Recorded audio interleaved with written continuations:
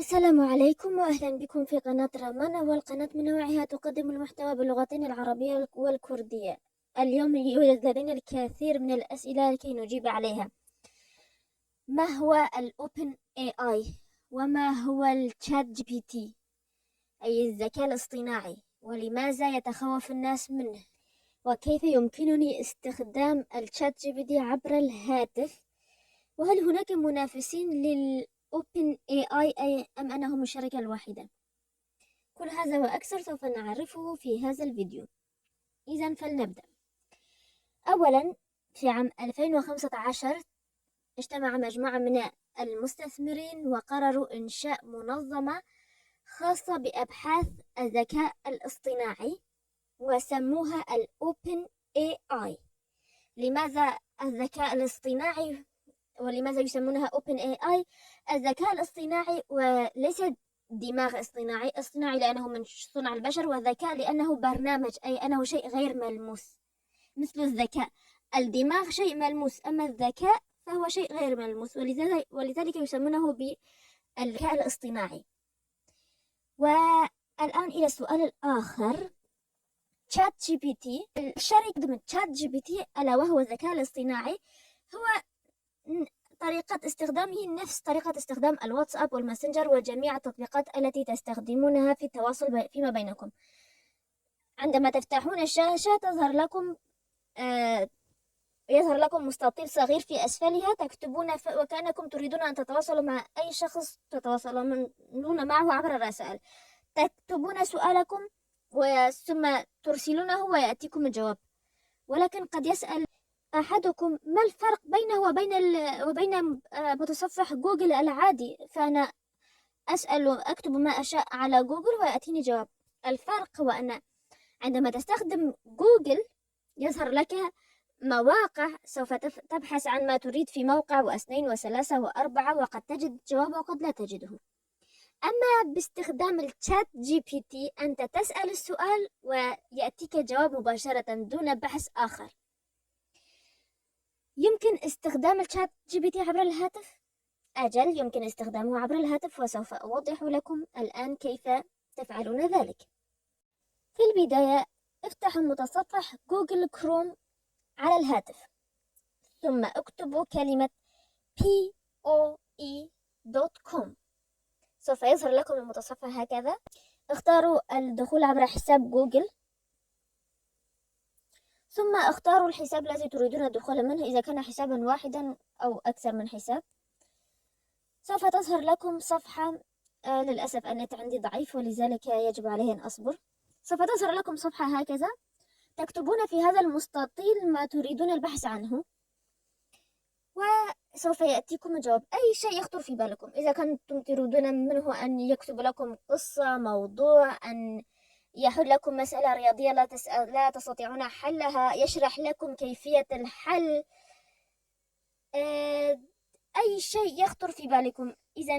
ولهذا يتخوف الناس منه ويقولون أنه سوف يحل محل الكثير من الوظائف مستقبلا، ليس الآن طبعا.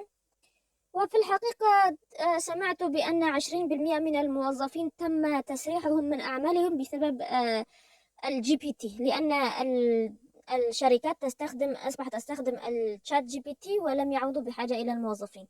وعندما أقول في المستقبل أعني المستقبل القريب، ربما سنتين أو 3 أو 4، ليس بالمستقبل البعيد.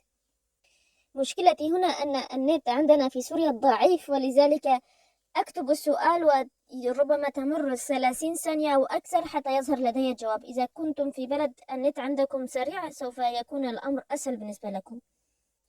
من جهة أخرى فإن الذكاء الاصطناعي يحل الكثير من المشاكل المستعصية التي يصعب على الناس حلها، مثل القيام بالعمليات وإيجاد أدوية لأمراض مستعصية مثل السرطان، وحتى الدواء علاج مرض كوفيد. لولا الذكاء الاصطناعي لما استطاع الإنسان إيجاد علاج له في غضون بضعة أشهر. في العادة تستغرق مراكز الأبحاث سنوات حتى تجد أدوية لأمراض وأوبئة منتشرة، وقد يموت ملايين الناس قبل إيجاد الدواء.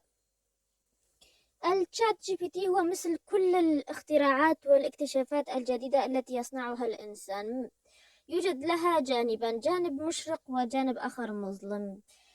السكين يمكن أن تحدث ضررا ويمكن أن تستخدمها في صنع الطعام. السيارة يمكن أن تحدث حادثا ويموت من خلاله الناس، ويمكن أن توصلك بسرعة إلى المكان الذي تريد الذهاب إليه، وهلم جرى. المصانع جعلت الكثير من أصحاب الحرف اليدوية يصبحون بلا عمل، ولكنهم من جهة أخرى أصبحت تصنع أشياء كثيرة في وقت قياسي قليل، وهذا ما يريده الاقتصاد في النهاية. هل هناك منافسين لهذه الشركة؟ أجل، ومن ضمنها الشركة مؤسسوها مسلمون، وهذا شيء يدعو إلى الفخر. 3 مستثمرين، واحد منهم مصري حاصل على جنسيتين أمريكية وسعودية وهو يسمى بعمرو عوض الله، و2 آخرين أعتقد أنهما إذا لم تخني ذاكرة هما أفغانيان، أحدهما أمين أحمد والآخر طلعت شفاعات المعذرة. وأنشأوا شركة تسمى بفيكتارا عام 2020. سأضع لكم رابط لمعلومات أكثر عن هذه الشركة في صندوق الوصف وفي أول تعليق. وإذا أنهيتم البحث وتريدون تسجيل الخروج من هذا الموقع، فكل ما عليكم فعله هو الذهاب إلى ال3 خطط الموجودة على الجهة اليسار فوق. توجد 3 خطوط، اضغطوا عليها واسحبوا القائمة إلى أسفل. سوف تجدون إذا كان هاتفكم باللغة الإنجليزية سوف تجدون لوج أوت، وإذا كان باللغة العربية سوف تجدون تسجيل الخروج. اضغطوا نعم وهكذا تخرجون.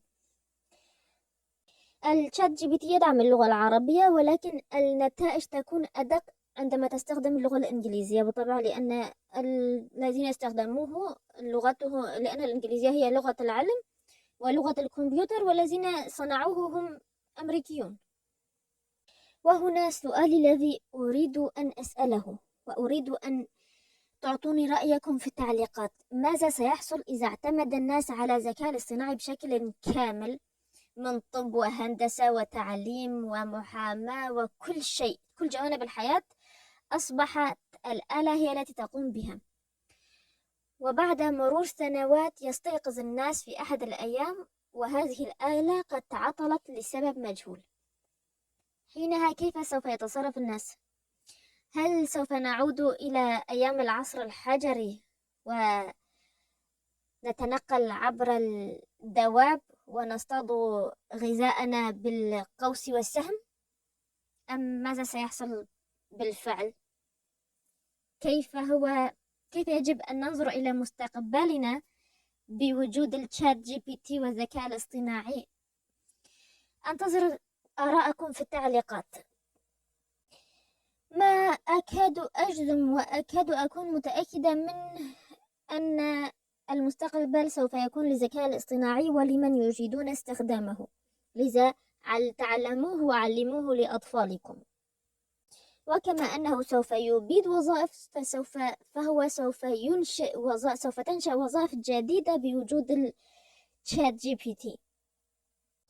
هذا كل ما لدي اليوم. أي شيء أو إذا كان لديكم أي أسئلة واستفسارات يمكنكم تركها في التعليقات، وإلى أن ألقاكم في فيديو آخر. لا تنسوا أبدا ابغوا الخير للغير، لأن ما يصيبهم من خير لا ينقص من رزقكم شيئا. والسلام.